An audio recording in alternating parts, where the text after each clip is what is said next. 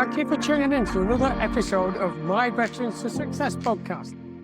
You probably know by now, my mission is to help 1 million veterans and entrepreneur business owners achieve the dreams, goals, and aspirations they deserve. That is why I created the Veterans to Success podcast, because I get to interview guys, men and women, who want to share their fascinating stories with you about their time before, during and after their time in the military, so you can benefit and overcome your challenges.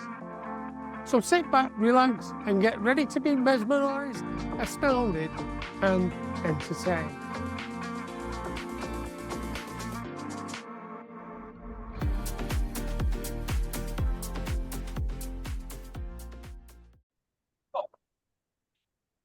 Hello and welcome to another edition of Veterans to Success, the podcast where I get to speak with and meet some amazing people. And you know how it goes. We there's no big massive introduction other than to say hello, Annette. How are you today?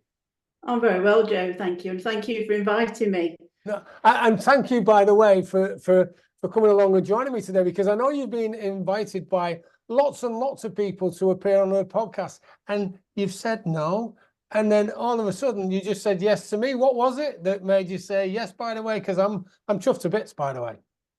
Do you know what, Joe? I thought I like the look, and I thought I'm in a safe pair of hands, so that's what's made me join your podcast today. Well, exactly. Thank you so much for that. And yeah, I like those effects as well. So, as I say, you know the drill. There's no big introduction, because I like to do a reveal as we go along, and people can find out a lot more about who you are, what you do, how you help people, and your story, which is amazing, by the way. And I think it's great. And I want to point out that behind every successful man, there's a really successful woman, and behind every successful woman, pretty much the same. It's vice versa. It's about working as a team, isn't it? Really? It is. Yeah. So let's jump straight in, shall we? Because I'm excited about sharing your story. Let's go back to before you had any connection with the military, and back to when you were a young un, if you like, a small girl. What was going on in your life? Just a few years. Just a Yeah, few years. only 10, 20 years, something like that. Yeah. Before, obviously, I got involved in the military. You know, I lived in the pool. I was always swimming, and then took on the role of teaching swimming at the age of 14. Before I then, obviously, before I left school, and carried that on for a little while after. Well, I joined the military with my husband. So when I joined the military, once I got married and I'd gone out to Germany. So yes, so before I actually got married, that swimming was a huge part of my day-to-day. Academically, I wasn't probably as good as my husband. He was, and we met just before we left school. So, and I have to say, wasn't quite keen on him the first time I met him, because he actually put me in late for school. So that's right, because you're school sweethearts, aren't you? We are, yes, Joe. We're waiting for you to get to that bit. Yeah, I didn't know whether I could mention that, but yes, we were. Yeah. Well, of course, because we're back in the days, right? So you were keen on swimming, and you taught swimming. Swimming's a pretty grueling sport, isn't it? You know, with the timetables you have and everything. I mean, what age did you start swimming? Gosh, Joe, as far back as I can remember, for being a toddler, I was in a pool, and then I just loved it. So I just carried on. I didn't actually go into competition swimming. I could have done, but I chose to take the route. I always had this, you know, everybody needs to learn to swim, you know, so it's really important. And I think, you know, now looking back, a very young Annette there, I'd quite a level head, really, to actually, you know, take on that stance at 14 and to say, you know, yes, I want to be a part of teaching swimming. So. And whereabouts in the UK did you grow up? North Nottingham, a small place called Mansfield Woodhouse in North Nottingham. So, and that's where we're back there now as well. So we've done a full circle. Ah, so you're a bit of a boomerang then, aren't you? Yeah, really. So what was it like growing up around that time then? Was it tough? Was it easy? Was it challenging, or what was it like? You look back as a child and it was tough. I look back now and I think, oh, I had quite a sheltered upbringing. You know, it was, you know, very supportive family. Yes, I've just mentioned I probably wasn't as academic as I could have been, but I think that was quite a lot of from me, not from what school could provide for me. So, and you know, when you say tough times, you know, I think back to when we actually left in '84. I left school. You know, there wasn't the job and employment that opportunities there is now. And you know, for people who can remember back then, you know, it was probably call it apprenticeships now, but then it was you went on back onto a YTS scheme, which was I remember those. Yeah. yeah. So you know, when you know at the time you go through it, but when you look back and you think, gosh, yes, it was you know, the height of the miners' strike in the area that we lived in was a very heavily mining village. So yeah, when I look back, there probably was a little bit of a tough time that we all came through. The YTS, the youth training scheme. Yeah. I started around that time before I joined the military. I joined the military in '81, and I used to get £19.50 per week, and of that I gave my mum a fiver. £25. Yeah, £5. £5. So over 25% of my salary went to my mum. I used to remember she'd just stand on the doorstep. I'd give her the five as I'm walking in. I say, there you go. And you know, that was as it was back then, and it was fair enough. So now, childhood sweethearts, what prompted you? I know it was tough times, the miners' strike, they were tough. 1984. And then hubby decided to go in the army. What did you think round about then? To be fair, you know, said Scott and I met just as I was leaving school. And I went to work for Mansfield District Council. Scott went on a YTS and working for a local engineering company. And he'd always had the ambition of joining the forces. I probably didn't believe him to start off with. I often thought, oh, you know what, it might just be a phase that he moves through. And then he was really adamant that's what he wanted to do. And there was no question by this point, we were both inseparable, really. So it was never it was always you know, you can come with me, you know, we'll have to get married. So we got married at 18. And, you know, Scott always gave me you know what, this is not going to be a walk in the park, Annette, this lifestyle, etc. And obviously, because I was leaving a very close family environment, and at 18, yes, went off to live in Zoast in Germany. So, and you look back now and I think, you know, children today was doing that. Gosh, you know, so, but yeah, I just took it all in my stride. I was absolutely, you know what, I get it. Let's go, let's do this. So, and yeah, there was some moments after that, but at that point, it was definitely that, you know, there was no question that we weren't going to get married. Let's get married, and let's, you know, and I'm joining you on this journey of a military life. And I know people listening now might think, okay, so maybe as the wife of someone in the military, you're not in the military. Well, I don't agree with that at all, actually, because apart from swearing the Official Secrets Act and taking the Queen's shilling, you do everything else that the guys in the military do. Any spouse does, because and it can be more difficult in some respect, in a lot of ways, because at least when the guy, whether male or female, goes to work, right, they're mixing with the regiment or the battalion, platoon, squadron, and spouses are left at home. How was that at the age of 18, you know, when you're out in Germany and your family's at home in the UK? It was a baptism of fire. Absolutely. I can remember getting to Zoast and Scott was, you know, right, he picked me up, this is our flat, this is where we're going, and I'm going on exercise tomorrow morning. And it was just like that, Joe. And you know, this is this is the lady that's going to look after you, book you in to all the med centres, etc. And I'll see you in 2 weeks. And you know, and at that bit, it still didn't fade. I was like, yeah, you know, I've got this. And it wasn't till I went to the med centre, Joe, and the lady there was as passionate about the army life. And when I had to give Scott's last three numbers and his rank to book into the med centre, that was a bit when I said, no, actually, I'm Annette Clay. I'm Annette Clay. I'm not Scott Clay. I'm not wife of. Yeah. I'm Annette Clay. This is my own identity. And we'll probably touch on this a little bit more, but that was the start of my, actually, as much as I love this life, I'm going to still have my own identity within it. But going back to your question of, you know, being tough, yes, it was.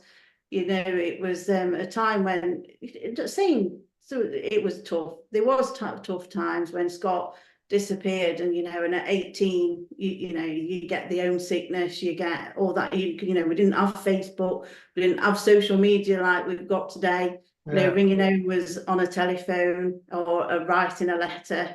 You know, we hadn't got emails and all that. So, but you know, when I look back, it's some of my fondest times as well, because I honestly do say everything that those years and more built me to who I am today.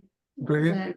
And I remember those blueies, you know, the blue letters. You'd write on them and then you'd post them. British forces posted overseas, the BFPO post. And it'd be, you know, we've got problems now. Letters in the UK are taking, like, someone got a Christmas card in February, believe it or not, that was posted in December. Back then, right, BFPO, because Mill Hill was where the posties worked, wasn't it? And they had it. If you did it first class on a bluey, right, it was in the UK in 2 days, 3 days. Flipping it. Yeah, they were amazing. And that was how we used to communicate, wasn't it? And the occasional phone call, if you could afford it. That was, I used to do one a week, I think it was, because you just used to be putting Deutschmarks in the phone. Yeah, constantly. So you're 18, right? You're on your own. Scott's out on exercise, which can be for a while, depending on what. 2 weeks it was. Yeah, that time. yeah. Did he do any tours as well overseas as well? Yeah. So that could have left you for a month or more, couldn't it?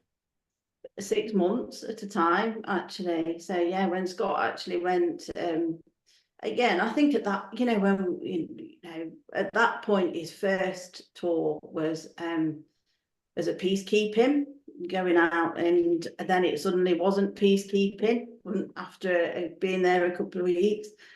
And you know, Joe, that's at the first point I thought, this is serious, this is. You know, as much as I was committed, I was, you know, everything, you know, I scooped up the military life just as much as Scott. Obviously, I loved him, and you know, I was off doing whatever we needed to do. But at that point, Joe, I was very much like, gosh, this is serious. By this time, I'd got 2 children, and it was, you know, actually, this is not fun anymore. And as much as you prepare yourself for, you know, actually, you know, everything that you think that you've covered from that time, your husband or your partner or whoever goes out, and you know that they're going on an operational tour, that is, you know, I remember that being quite a wow, this is serious. Yeah. And how did you find that you were treated as a soldier's wife, you know, in the community? Because I know, especially in Germany, there were different stories of different experiences. How did you find the experience as being a wife? Yeah, in the community with other wives. We supported each other, Joe. I remember, you know, one tour with my friend who lived across over the road from me. You know, we worked different days. You know, we made sure that we did different shifts, different days, that where we worked at a local retail. and we became, parents to each other's children, because you had to do things that, still supported to see it go through. So in a community, and it is a very close community, obviously Scott being Remy, we did move around by ourselves, so we didn't have that whole, a wraparound of a battalion. So when it came to postings, we were literally, this is where you're going. So our children really had a really close growing up, because you could see them unite back together when we started a posting, and then they sort of branched back out to find their own friends, etc. But I have to say, and I'm going to share with you, Joe, it made me very, as it going through the military, I had this is the military part of us, but this is family. And this is the part that I was a lioness when it comes to my children, and I, if I could, I sent them to the village school out of the army catchment, just so they had a mixture of both. They had the military life, but they also made civilian friends, and they had that civilian element. And, I'm a massive believer in still in that now. When I talk to people coming out, or, is actually, you still have that, that element of, making sure that you're still in tune with civilian streets. So. Yeah. And I think that is important, because towards my mid part of my career and towards the end, I just said, I'm a civilian in green kit, right? Because you've got to be able to integrate. And it's interesting how you mention about the support that you were able to give to each other in a close-knit community. And that's what I found was really important about the family element. And I suppose sometimes could be tough on your children, because you're moving, like the Royal Engineers, right? We get posted as a singular person, because if they need a plumber and pipe fitter or an architect or something, then you'll get posted to a new unit. Okay, it'll be a Royal Engineer unit, but you're going into a unit where there's like 800 blokes, well, men and women. And so you smack bang in there. So like Scott is attached to, say, an infantry unit or artillery, and then he just has to go to a new one. Whereas the battalion or the regiment is being moved all together, so they keep contact. So I can see how it would have been difficult for you and the children, especially. But I suppose on a positive, it meant that they were absolutely dab hands at making us friends and socializing. Oh, but they built resilience.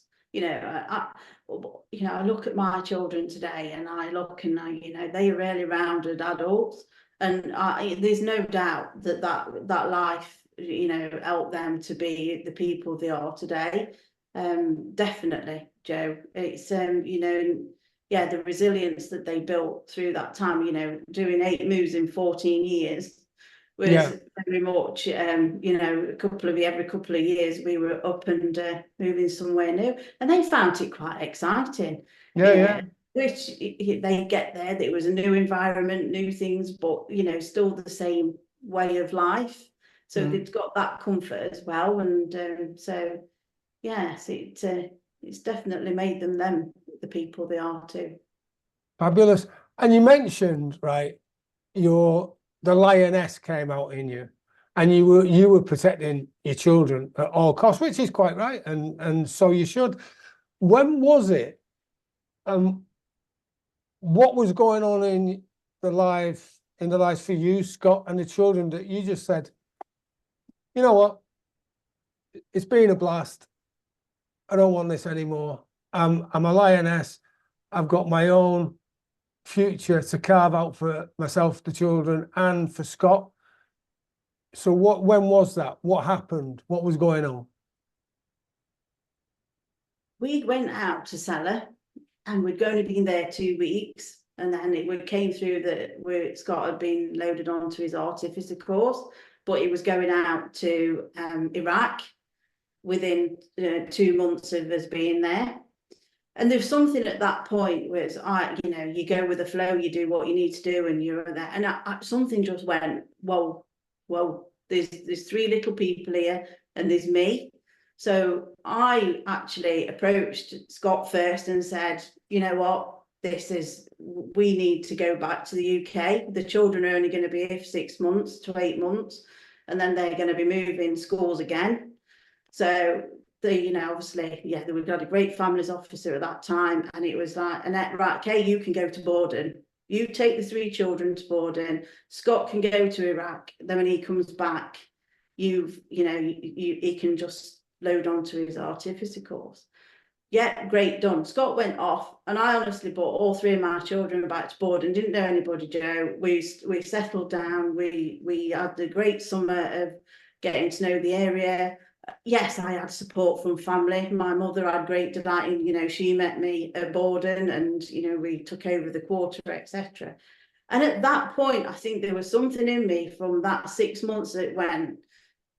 I didn't think about transition at this point, but there was that point I was very much like, there's me. I want my career. I think that the army had always built that you build that independence, even though you're not independent as such. But I'd gone through all that, and it was like, okay, so when I'm supporting you through this, at the end of this, I need to join, and I need to start my career. Yeah. And Scott's always given me a get out of jail card, Joe, all the way through. He said, if it gets to a point, that you've had enough, then we all come out as a family. And we've, it always got that. So he was so supportive. And actually, so we went through the artificer course, and obviously I gave support there.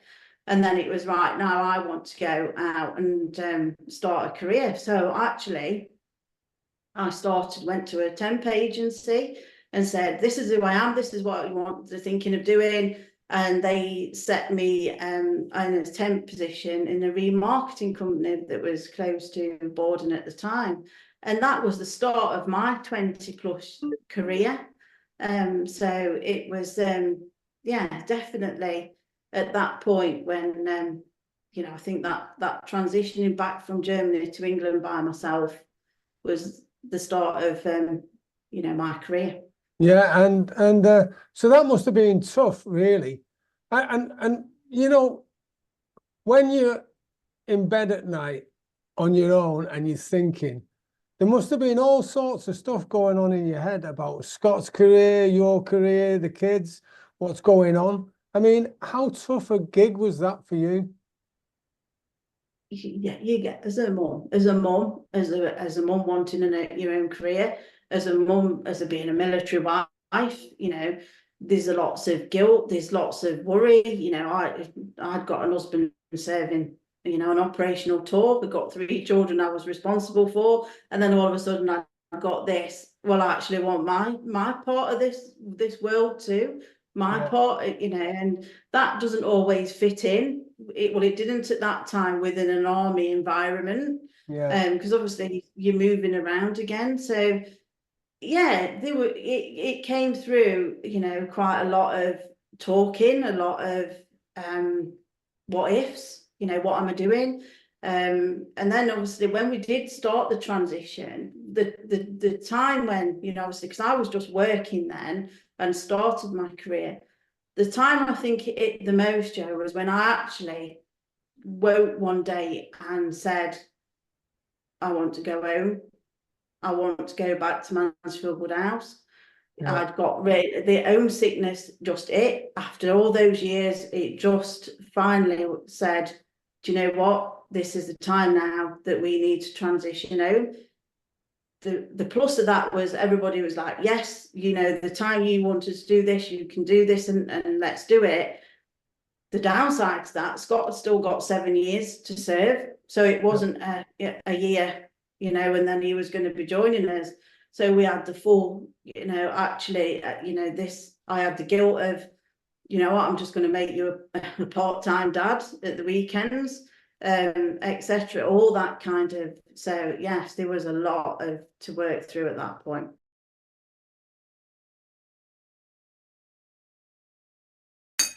Do you like coffee? A lot of people tend to spend money on expensive coffees from outlets without even thinking about it. Well, for the price of just 2 coffees per month, you can gain access to valuable business and life resources gained from my over 30 7 years in business and 15 years in the military. These world-class resources are designed to help you achieve the goals, dreams, and aspirations you deserve. So visit joeteams.com now to find out more. That's JOETEAMS.com to find out more. Thank you. And even though, like, you've come back from Germany, you're in Borden, which is Longmoor, down in Hampshire. So you're still a fair trek from your mum and your close family, aren't you? So effectively, you're still on your own. You've got three children to bring up, and yeah, I can totally appreciate where you're coming from. I can't understand because in the sense that I wasn't in your position, but I can appreciate just how tough that must have been, and I can only imagine really how tough it was. So hats off to you, first of all. Thank you. And so now you've had to go agency work, and what's going on with your? Because how old are you now, by the way, at this point? I was coming up to 30, my early 30s. Late Right. 29s, 30, around the 30 mark. So you've given a fair chunk of your life, really, to the military, haven't you? Yes. Yeah. And now you're coming into your career part of your life, having devoted your life to being a military spouse and also bringing up children. How did you feel when you went into the work environment? Because now, like, you're cracking on from 29, 30, you no longer just left school. How did that phase you, or did you just say, yeah, bring it on? I said, bring it on, Joe. I've always been a person that, you know, when I want to do something, it's like, yes, let's look at it, let's do it, it's doable. Yeah, I find that part of it quite exciting. You know, even though you'd got a lot of guilt as well as, you know, and all that's going on in the background.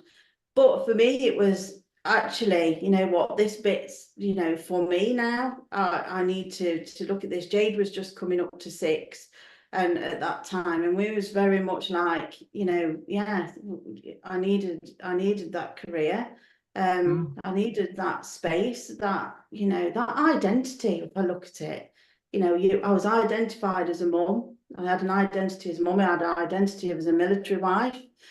And I wanted my identity of Annette, the bit that I'd hung on to for all those years and I'd pushed back on people, all of a sudden really started to surface and said, you know what, this is a little bit of you now. And yeah, now what I know now, it's good to do that. And I'm pleased you did that, because what's just rung true in my mind, I remember when I was in a wheelchair after my incident, and I think it was my mum was pushing me along in the wheelchair, and someone came up to me and said, "How is he today?" And I just looked at her, I said, "Hey, you can ask me if you want. I'm in the chair." And I suppose, like, when you went into the med centre and they said, "What's your last 3 for your husband?" You're thinking, "Hey, no, hang on. I'm Annette Clay. I did. I haven't got a military number. I'm Annette Clay." So now you're out looking in the big wide world, and I know what a successful career you've had. What do you want to share about what you've achieved during our discussion today? You know what? The biggest thing is, when you want to do something, there's always a path to find to do that. It might not be easy, Joe, and you might have to stop and you might have to pause for a while, but there is always that, if you've got that drive, determination, there is always a way around. And I think that's really important for military, and I'll say spouses now, partners, because, you know, there is ways to actually have that career, and you know, and I think there's more and more, you know, I hear now that there's, you know, that view from the military too. It's not just one person, is it? You've got the whole family. Yeah. And you know, that importance of my career and starting that, because obviously I was lucky enough when I wanted to go back home, we bought our first house at that point. and I transitioned from where I was working back to Nottingham. So I didn't break my career, I actually enhanced it by moving back. And luckily for them, Mum had just retired as well, so she was in her element because she could have these three Of children that course. I'd Yeah. absolutely been such a power lioness around them to say, join in. But then that brings an array of others, because obviously I wanted that career. I was in a male dominant environment, and I was going out in the morning. My mother was getting my children up, taking them to school, and quite a lot of the time, Joe, when I got back home, they was already in bed. So there was a fair number of years where, I wanted the career, I wanted, all that went with that, but there were some sacrifices too. So work-life balance, it wasn't in the balance at that point. And now I understand that. And this is where, when I'm coaching, and I say to people, that's a really big part, is making sure that you've got that balance. And Oh, go on. so, but yes, it again, everything that, that career built. And, I drove, because I went from, and started as an admin in that remarketing company. Then I went through to operations to sales, and, obviously came out in a sales account director role. So, that was, again, it's all added to where I am today, and it's built me, and it's, given me the Annette Clay who I am. Fantastic, thank you.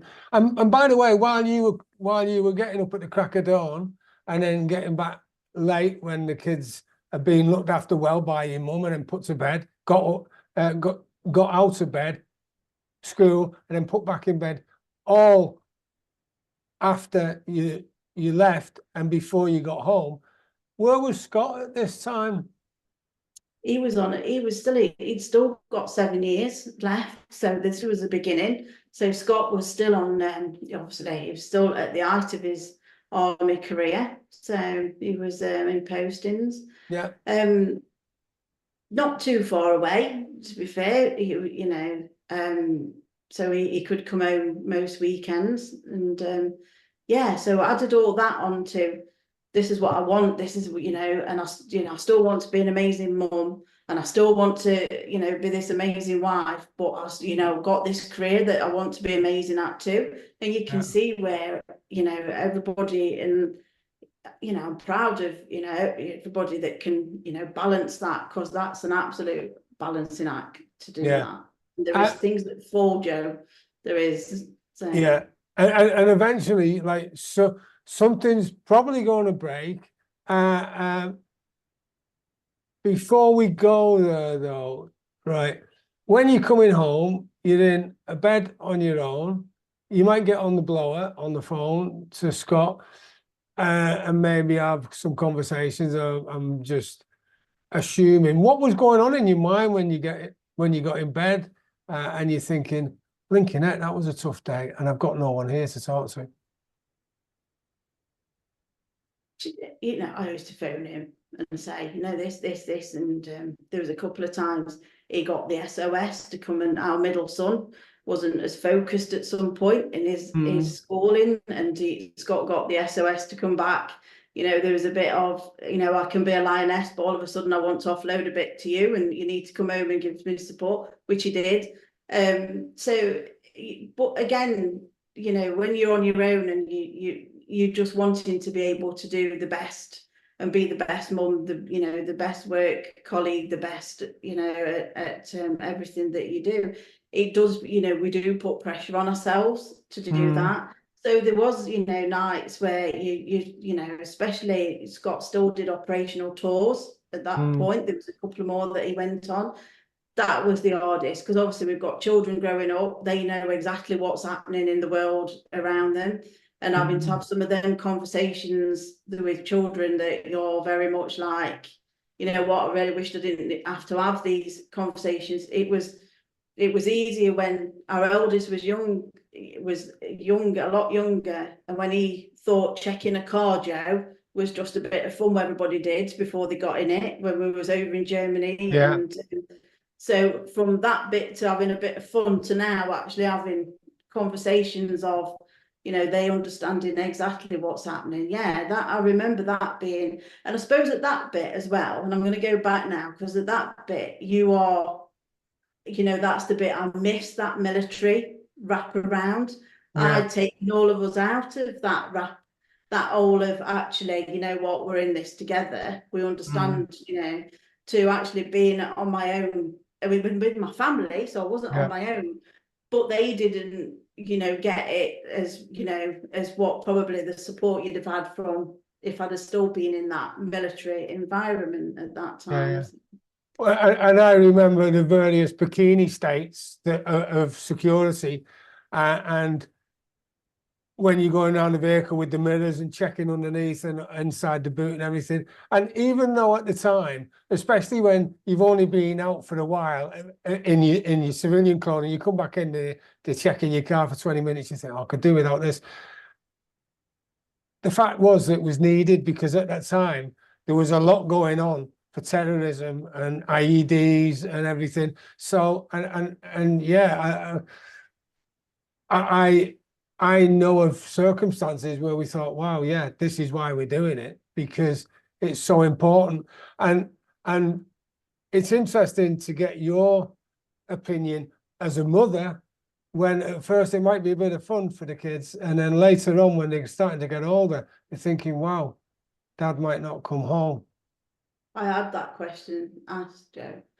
You Yeah, know, and you've got a 7, 8 year old saying, do you know, actually, will he die? And you know, how do you answer that, Joe? You know, you can't yeah, say no, and you want yeah, to definitely say no, no, don't you? But it's yeah, yeah, we've had some conversations where, you know, I've always said to our children, you have got to, you know, we're always open and honest, no matter how tough it is, no matter how hard that conversation is.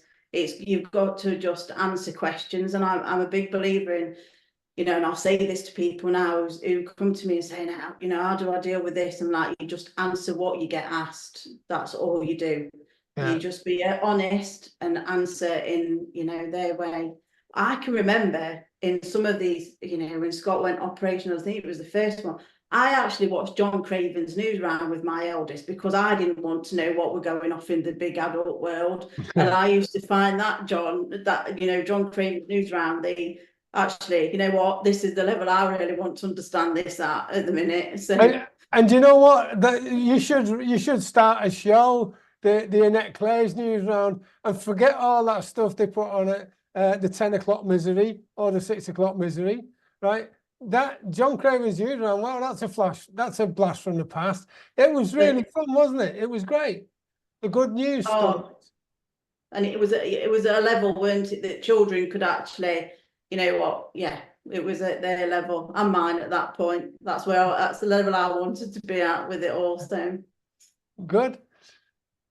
So now you're established in Civvy Street, a civilian career, and I already picked up on the fact that you started in admin, then you moved a little bit up the ladder, I suppose, then in sales, and now you're a director and an account. So what happened, and at what point did you realise, the wheels are starting to wobble, they're going to fall off here, I need to recognize something? What do you want to share with us about that? Because I know it's a sensitive subject, but I know you also want to be able to share your story so other people can benefit, if that makes sense.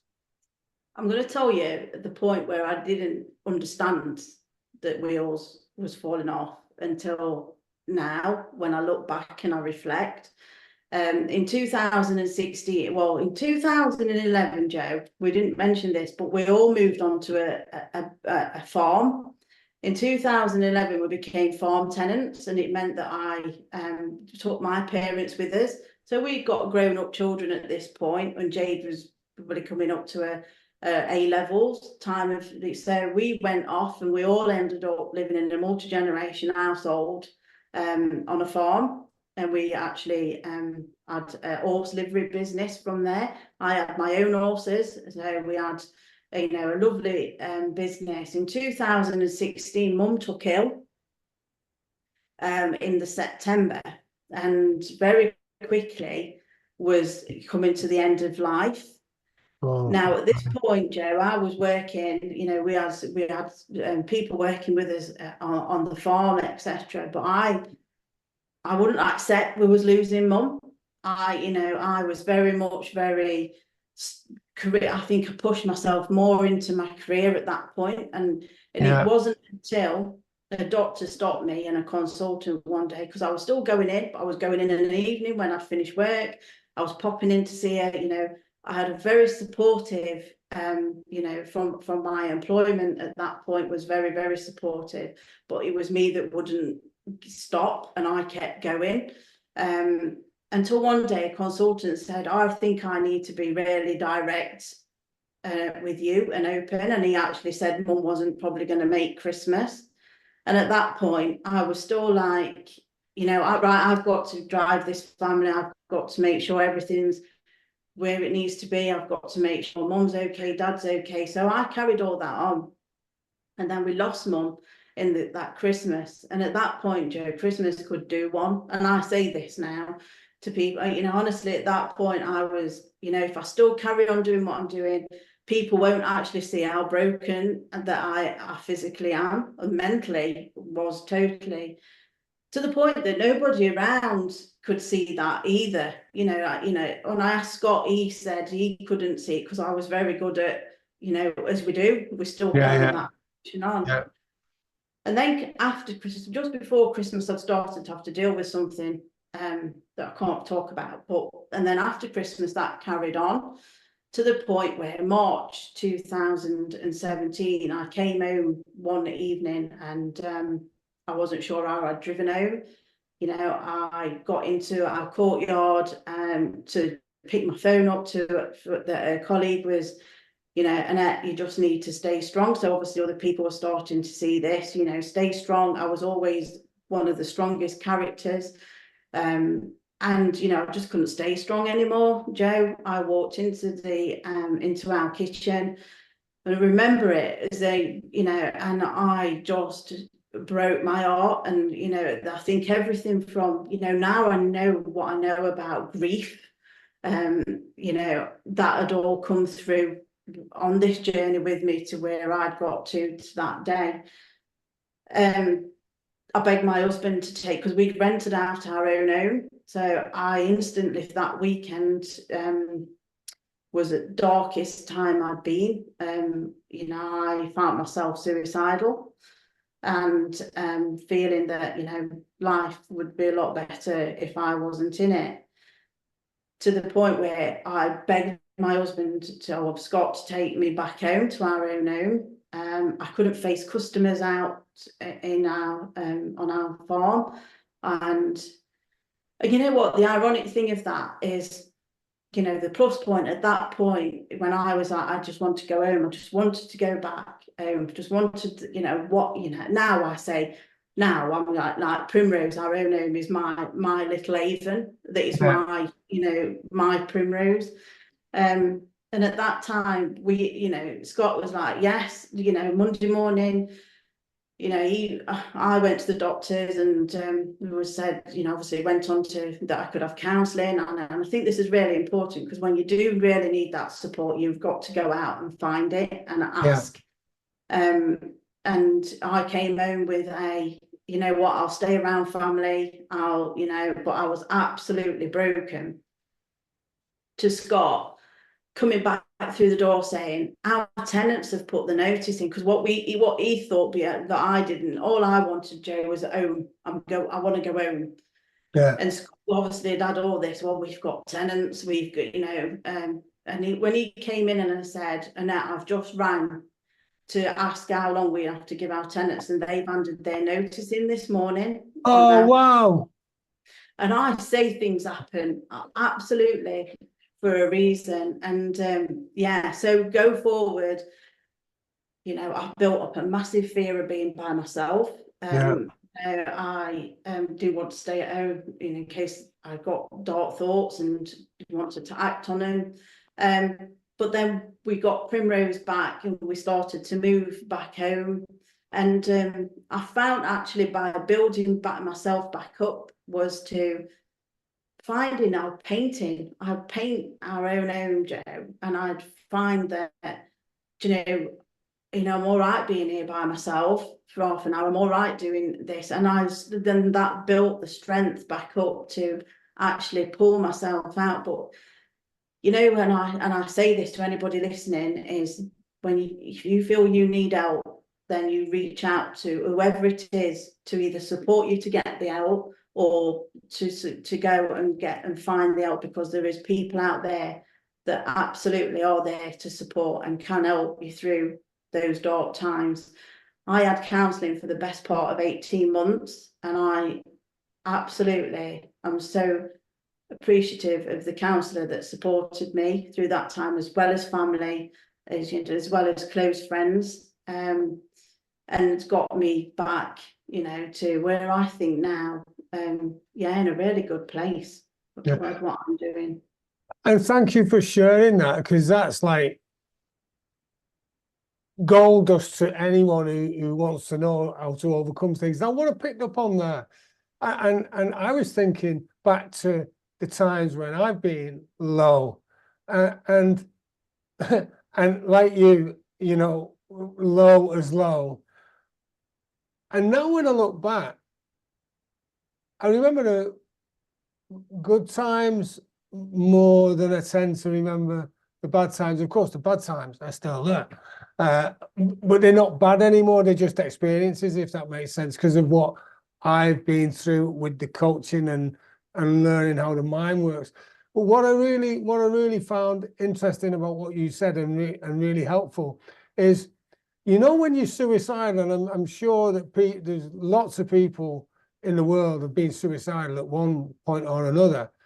The fact is that if you just remain true and you're looking for the silver lining and you just don't give up and you do everything you can to look forward, even though at that time it may be very difficult, because something will happen that will be a positive, like the tenants handed the notice in. I mean, imagine if it had gone the other way and you hadn't asked for help and not just waited. I mean, that was just such a pivotal time. And the counselling was so important for you, wasn't it? Definitely. And family support at that time, and I look back and my daughter, she was just going through the selection of joining the police force. So she spent, because that was a 2-year process. So she spent near enough every day with me. And I often think, that effect of Jade actually supporting me through that time. And I look and, you think, but you are right. They become experiences, and you learn to build those barriers, boundaries, I should say. You put the boundaries around, to obviously, and I'm going to touch on this in a minute, because one of the boundaries was, I knew after coming through counselling that mum had an impact on me, and it was grief, which I couldn't see, wouldn't accept, everything else. When it came to coming to end of life care with my father, Joe, in 2021, I stopped everything. I didn't work. I spent the summer with him, and we lost him in July 21. But it was an whole different experience. Now, when we talk about experiences, that first one, made me do the second, even though it says you get the grief again, and and all that. But I put that boundary in place, that I knew that my mental health needed that support at that time. So and thank you for sharing that, because I'm sure this will make sense for you. Outside experiences or things that are happening externally are happening to, if someone was standing next to you, that outside influence would be going on for them as well as you, wouldn't it? How it affects each of you is totally different depending on what's going on in your mind, isn't it? Definitely.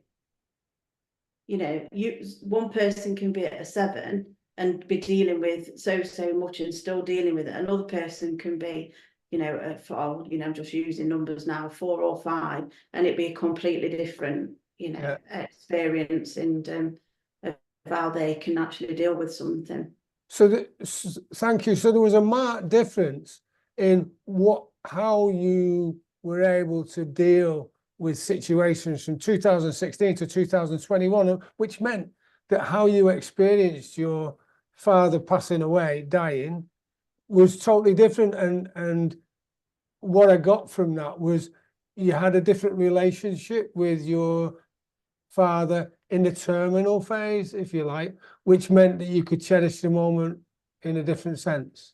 Yeah, it was very much, we spent the summer, we had a lovely summer in 21, and it was very much, yes, we had nurses and you have all that going on at the end of life care, but we still had their moments where it was, we knew that what was happening.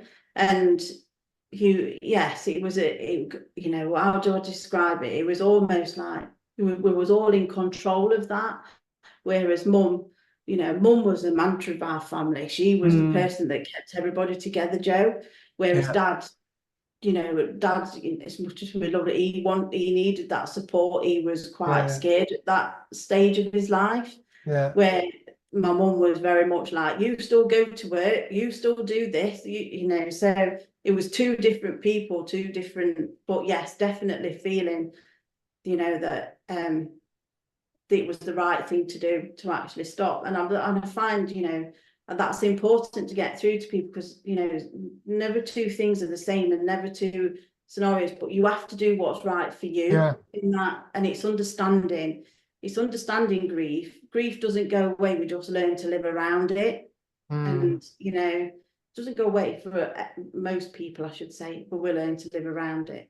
And it's important to actually understand what you need at that point. So yes, it was a different experience altogether. Thank you.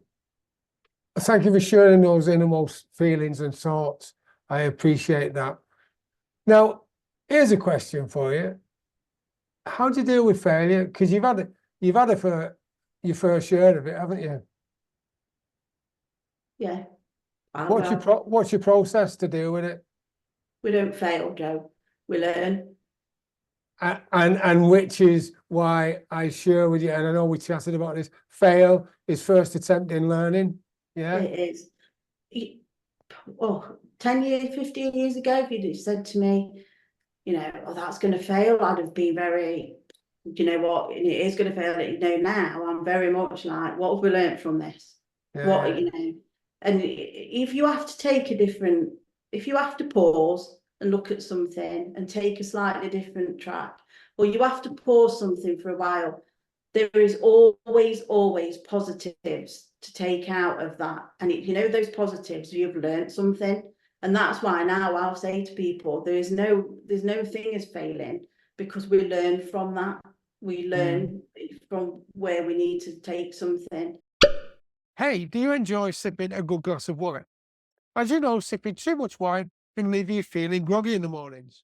For less than the price of a good bottle of wine, you can gain access to valuable business and life resources gained from my over 37 years in business and 15 years in the military. These world-class resources are designed to help you achieve the goals, dreams, and aspirations you deserve. So visit joelteams.com now to find out more. That's JOETEAMS.com to find out more. To go and either change direction or pause it. Yeah, and I know that when you use that terminology, you certainly do mean the lessons that you've learned, whereas there's a lot of organizations that use all lessons will be learned, and actually they don't learn anything, and they make the same mistake again and again. You, however, have really taken that on board, and maybe it's because of your connection with the military as well, because the military, right, in the military, we can't afford to keep failing on the same points, because it costs the ultimate, doesn't it? It costs lives. And so thank you. And I think you're bringing that through. So you know what? all along the way, you mentioned like your mum was a stalwart, and you discovered things, and the close knit community in the pads patch, if you like, that's the married quarters, and how you were really gelled together. What's the importance of having a good coach, mentor, network? How important is that, do you think, to a person's success? Absolutely, because that's a safe, and you've got a good mentor and a good coach, you're in a safe environment to actually, look at challenges, look how you can move, and somebody to challenge you and your thought process, why, your ifs, your whats, all that, and to actually, when you allow that and you've got that great coach mentor relationship, and I say it, you have a Jimmy Cricket, and a person that's going to be going, this, why this, what's your thought of this, what's made you do this, and all around that. At the end of it, however you put that together, but when you've got that support bubble, and I say now, I'm pushing, Joe, for everybody to, my whole thing and the vision of RTSC is for coaching to be made available for everybody when they need it.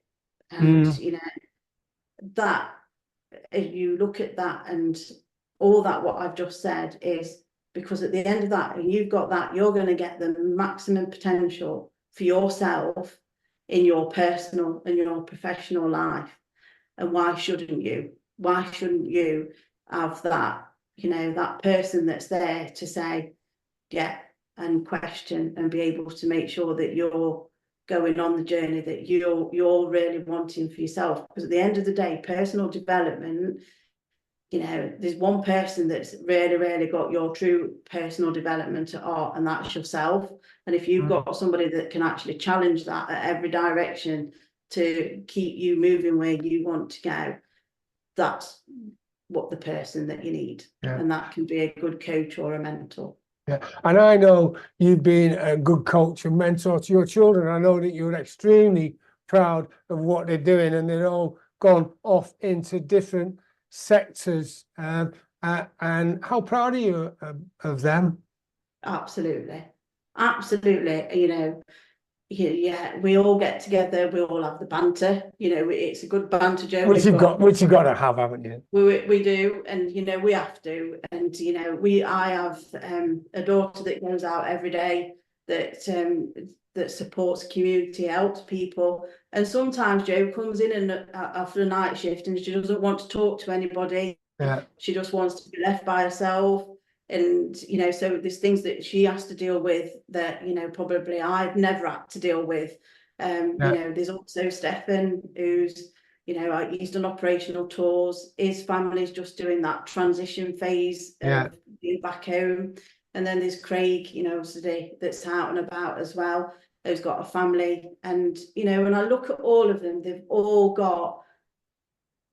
their own person. But you know what? I can't be any more proud of my 3 children. And that old commitment of supporting their community in their own rights and roles is just phenomenal. And thank you.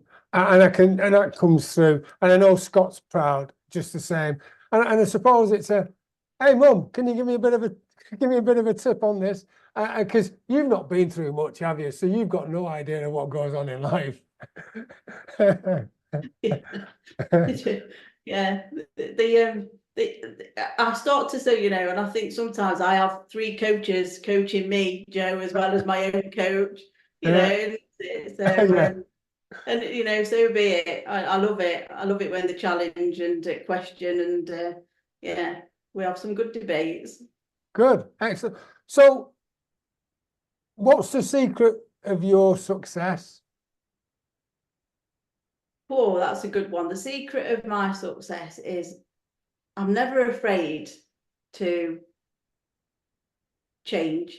I'm never afraid to, when we talk about failing, I'm not afraid to, if I think something's needing or I need to be or what, I will drive.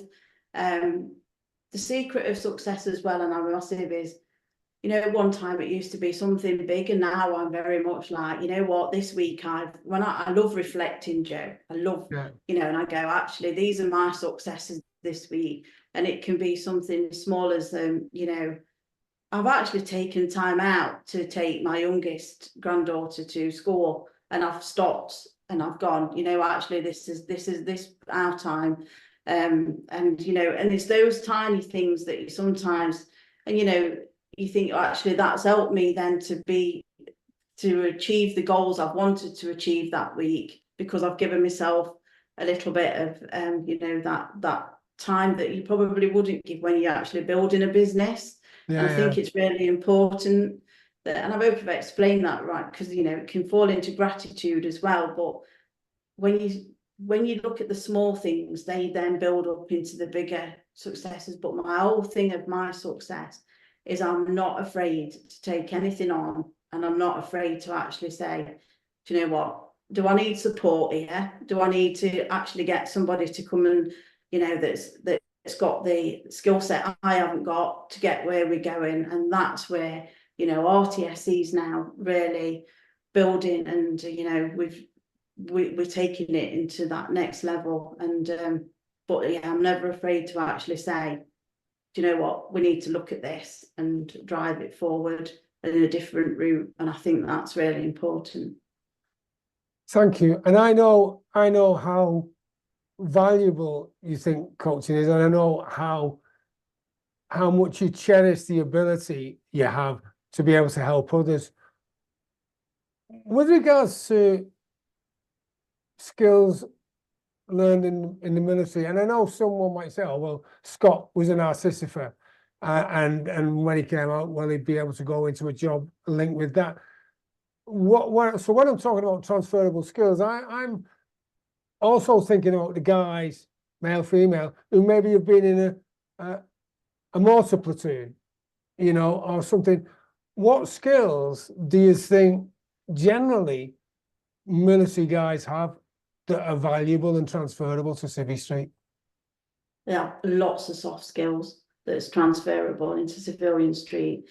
And they are, you know, and there's a big thing is it's just different languages, just a different language in some areas, but it's the same. And it's learning how to actually look at that, at what skills you've got.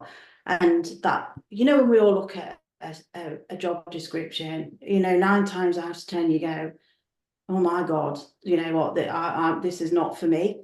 And a lot of the time, and I say this to people now, is you will be overskilled in areas and underskilled in others. So when in that areas that you're underskilled, don't be afraid to say, I'm overskilled, and have that conversation, that honest conversation. I'm overskilled in areas on this, and I'm also underskilled. So the underskilled areas, this is what I'm going to need to have some training, etc. on.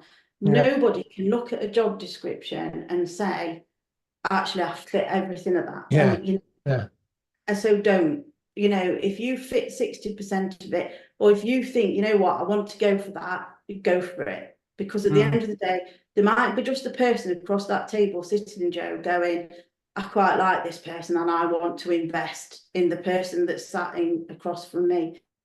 And I've had this conversation with a few people, and you know, and don't forget to bring yourself, all that you've worked really hard for, bring it with you, because that's you. And you know what, that is transferable, and that makes you. It's when, you know, we see people that forget and want to think the military stops there and civilian streets starts here. It doesn't. It's bringing everything that you've worked so hard for through and taking it on to your next chapter. It's just a new chapter. Thank you. And what I just want to check on as well is, what does the future hold for you? Because I know you keep mentioning RTS, and I know what it stands for, but for you, this is a whole world, isn't it? Oh, it's so exciting, and I'm so passionate about it. Road to Success Coaching was born in in summer 21, when actually I was sat with Dad and he was very much, Annette, what are you going to do? And at that point I was very, this is what I've always in a, not a direct, can be indirect, but always been wanting to coach other people and making sure that where they want to be in life. And always there to support. And, it just really came ahead, and it was very much that, you know what, this business is going to be born and driven. Yes, there's been days when it's, it's not a walk in the park building a business, as we all know that. And Road to Success coaching now is around, when I came out of counselling, I thought, I didn't know then, but now coaching would have been phenomenal for me, because when I finished counselling, I was very much like, well, what's next? What do I do? It felt like I'd lost my right hand in a sense, because I'd just finished, the person that had helped me get my life back on track. Yeah. Coaching would have been phenomenal at that point for me, but I didn't know. Now, Road to Success coaching is all around that wraparound support. So when somebody comes in at that first time, somebody feels that they need support, they only got to ask and reach out that once, Joe, because then we can actually say, actually, what you're telling me, it's counselling that will give you that support right now, or coaching, so they don't have to be signposted, unless we have to do any further signposting. And it's all around, making sure that people who come into RTSC reach their potential in what they want to do and have that support at the side of them, whether that be coaching or counselling. And it's building momentum, and it's a nice, it feels very proud of Road to Success coaching. Thank you. And that couldn't explain the value of coaching better, really. So how can people get in touch with you?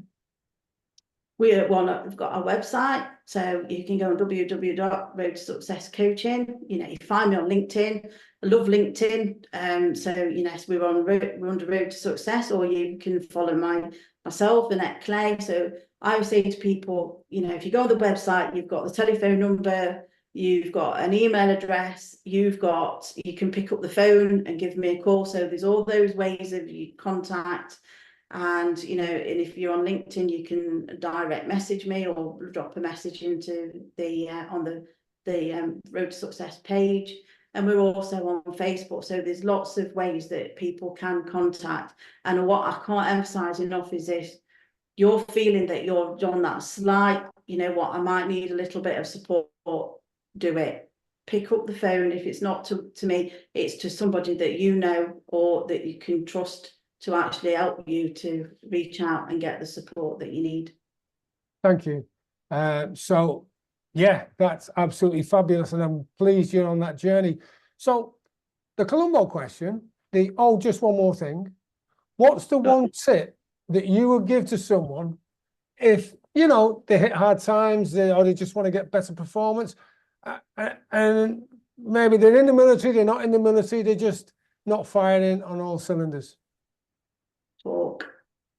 Talk, and then talk some more, and then talk some more, and make sure you're talking and somebody's listening. And if that's a friend, family, or professional help, because that's your start of actually, reaching out for that support that you do need. And we all need to, everybody working on, driving the stigma of mental health away. We all talk, and we talk more, and we talk more. That's getting squashed further and further, and it allows them people that do need support to come out and say, what, it's me that needs it today.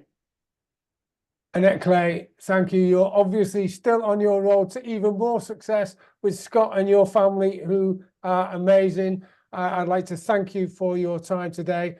And the top tip is, when you're feeling a bit challenged, just talk. Thank you. Thank you. And guys, thank you for listening. Have a brilliant day. Until the next time, I'll see you again. JoeTeams.com is a resource I've created to fulfill my mission to help 1 million veterans and business entrepreneurs like you achieve the goals, dreams, and aspirations they deserve. joelteams.com is jam-packed full of valuable resources specifically designed to help you on your journey to success. Visit joelteams.com now to find out how you can join and start your journey to success immediately. That's joelteams.com, joelteams, joelteams.com. And until we meet again, have a brilliant day.